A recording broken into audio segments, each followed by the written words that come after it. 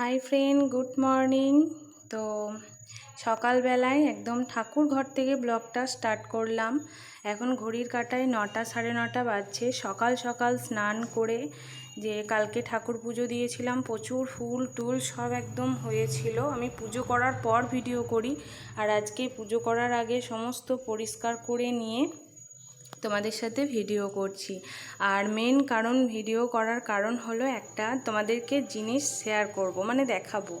তো এই যে গণেশ গনু আমার ঘরের নতুন অতিথি। এটা হলো কালকে তো ভাইফোঁটা ছিল, ধনতেরাসের দিন মা কিনে দিয়েছে আমার ছেলেকে ভাইফোঁটার গিফট। আমার ছেলেকে জিজ্ঞেস করেছিল যে কী নিবি, ও গাড়ি বলেছে। আমি গাড়ি নেব না, আমি গণেশ নেব। আমার ছেলে গনুকে খুব ভালোবাসে।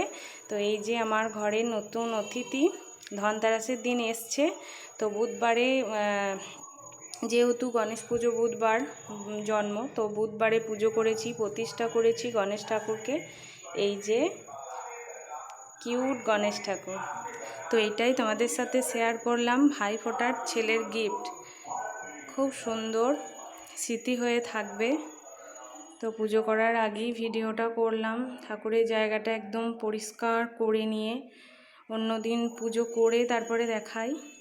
তো চলো আর বেশি বকবক করব না। ভিডিওটা ভালো লাগলে লাইক কমেন্ট শেয়ার, চ্যানেলটা অবশ্যই সাবস্ক্রাইব করে দিও। আমিও পুজোটা করে নিই, আর গিফটটা কেমন হয়েছে অবশ্যই কমেন্ট করে জানিও। টাটা।